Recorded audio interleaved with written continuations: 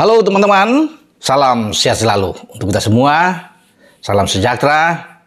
Dengan saya Bung Ropan, dan barusan saya mendapatkan kabar setelah berbincang-bincang lewat WA dengan salah satu ofisial atau manajer tim nasional Indonesia, Pak Endri Irawan, menanyakan tentang kondisi pemain-pemain sampai saat ini dan bagaimana dengan Sadil yang sudah dicoret, juga dengan Arkan Fikri. Ya, Arkan Fikri ini pemain paling muda yang ada di skuad kita. Tapi sejak awal memang dia tidak bisa mendapat tempat karena di list AFC sebelumnya ketika kita bertolak dari Turki ke Qatar, memang Arkan sudah tidak ada di 26 pemain yang dipilih, termasuk dengan Adam Alis. Sadil Ramdhani masih ada. Nanti setelah melawan Iran kemarin, ketika kita kalah di uji coba terakhir ketiga, dan STY mengubah lagi itu dengan mendrop Sadil Ramdhani untuk tidak masuk dalam skuad 26 pemain yang disodorkan, dan itu yang terbaru. Kemudian Adam Alis masuk. Nah, Sadil dan Arkan Fikri ini memilih untuk cepat hengkang, cepat pulang. Mereka angkat kopor, berkemas-kemas dan kembali ke Indonesia. Jadi mereka tidak menunggu pertandingan pertama di mana Indonesia akan bertarung melawan Irak di Al Rayyan di Stadion Ahmed bin Ali. Dan sebenarnya ini penting bagi keduanya juga, karena ini di Piala Asia untuk turut bersama-sama mensupport tim kita. Ya, walaupun tidak ada di bench, tidak duduk di bench karena mereka keluar di antara ada 26 pemain, mereka bisa nonton di tribun bersama dengan manajer tim. Ya, sehingga mereka berada sama-sama di dalam skuad. Namun baik Arkan Fikri dan Sadil Ramdhani ini lebih memilih atau memutuskan mereka sebaiknya balik ke Indonesia. Ya, tentunya mereka punya alasan sendiri, dan official Sintayong juga merestui ini karena memang namanya sudah tidak ada. Ya, mungkin kalau mereka meminta untuk sama-sama tetap terus ada di Qatar, ada pertimbangan lain dan mereka bisa diizinkan untuk bisa menyaksikan laga teman-temannya bertarung melawan Irak, kemudian pada tanggal 19 dengan Vietnam, dan tanggal 24 menghadapi Jepang, itu di grup D.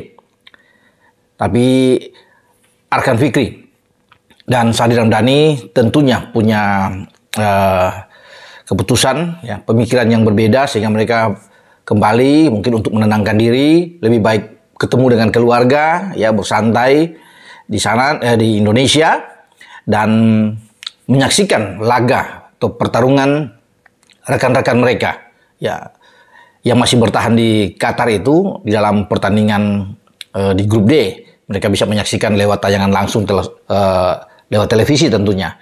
Dan ini saya pikir oke-oke aja bagi kedua pemain tersebut untuk memilih balik, karena mungkin saja mereka sudah begitu lama sejak tanggal 20 berangkat 20 Desember yang lalu, dan kemudian tanggal 21 mereka tiba di Turki untuk menjalani latihan, ya, TC di sana selama 18 hari di kota Antalya, dan mereka masih terlibat dalam 2 pertandingan, ya, lawan Libya tanggal 2 dan tanggal 5 Januari yang lalu sebelum melawan Iran kemarin pada tanggal 9.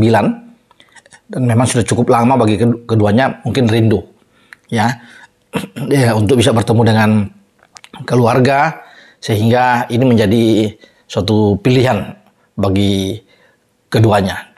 Memang banyak sejak saya mengupload video yang lalu dengan soal mempertanyakan Sadil ini, memang banyak, beragam, ya, orang memberikan komentar dengan Sadil dicoret, yang dalam tanda kutip ini seperti ada sebuah kejutan, karena tadinya Adam Alis tidak ada, kemudian Adam Alis masuk, dibanding-bandingkan juga dengan pemain-pemain lainnya yang ada, ya, misalnya dengan Egy di sana, ada Witan, dengan Dendi, dengan Hoki, lebih bagus mana?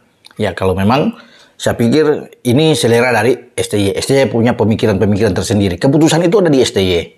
Sama seperti Pak Sumarji, manajer juga tim Indonesia, mengatakan bahwa ini bukan masalah suka atau tidak suka, tetapi ini adalah STY yang menilai dari soal teknis, kriteria tersendiri, ya, tentunya disesuaikan dengan strategi STY, dan dia yang memutuskan itu. Ada juga yang mengatakan bahwa Sadil ini cedera. Tidak, sudah dibantah dan dikatakan oleh Pak Sumarji atau STY sendiri mengatakan dia tidak cedera. Tidak ada masalah bagi Sadil. Cuma memang yang tadi itu, ya, kendalanya dengan perhitungan tentunya dari kalkulasi dari STY untuk bisa memutuskan bahwa Sadil tidak ada dalam tim, walaupun banyak yang mengatakan kenapa itu bukan Dendi. Toh kan di depan masih banyak pemain, ya, atau kenapa bukan Hoki? Masih ada, kalau bicara di depan masih ada Rafael Struijk, ada Dimas Derajat, ada Ramadan Sananta yang masih bisa dipakai. Kenapa harus 5 striker yang harus ada? Nah, jadi kan banyak pembicaraan-pembicaraan. Ya sah-sah aja, wajar-wajar saja itu mereka mengungkapkan hal ini. Karena mereka menyayangkan memang kalau bicara dengan Sadil, kan Sadil itu dalam 5 pertandingan terakhir bersama dengan tim Indonesia selalu dimainkan oleh STY. Baik sebagai starter ataupun main cadangan atau masuk di babak kedua sebagai super sub. Yang baik bermain di Irak, main lawan Filipina. Bahkan di Filipina kan dia yang menyelamatkan gol balasan 1-1 dengan Filipina untuk menghindari kita dari kekalahan melawan Filipina. Ya. Dan ketika lawan Libya, 2 kali lawan Iran, selalu dia dimainkan. Ya. Mungkin berbeda dengan lain, misalnya Dendi yang tidak bermain sama sekali di satu pertandingan dari 5 pertandingan terakhir, atau Hoki Caraka yang tidak dimainkan beberapa pertandingan terakhir, termasuk dengan Egy. Justru kalau bicara paling stabil yang dimainkan, dan STY memilih Sadil. Tapi makanya ketika Sadil drop dikeluarkan, ini kan kaget semua orang untuk bisa menilai. Tapi kembali lagi, bahwa ini kemauan dari STY. STY yang menentukan, dia sebagai pelatih. Ya, kita akan ikut aja tentunya, dan Sadil tidak memprotes atau Arkan Fikri tidak memprotes ini karena mereka kembalikan semuanya kepada wewenang pelatih untuk bisa menilai siapapun itu. Ya, boleh saja ada rasa kecewa dari beberapa pihak dengan dicoretnya Sadil atau Arkan, tapi ini harus berjalan terus. Tetap kita harus bisa mensupport apa yang dilakukan oleh STY, dan kita akan lihat nantinya dalam pertarungan sesungguhnya menghadapi Irak, Vietnam, dan Jepang di grup D. Lalu kemudian kita akan lihat evaluasi ke depan. Jadi ya bagi Sadil yang sudah kembali, ya mungkin sekarang itu sudah tiba di Indonesia bersama dengan Arkan, dan tetap semangat untuk Sadil dan Arkan karena masih ada kesempatan.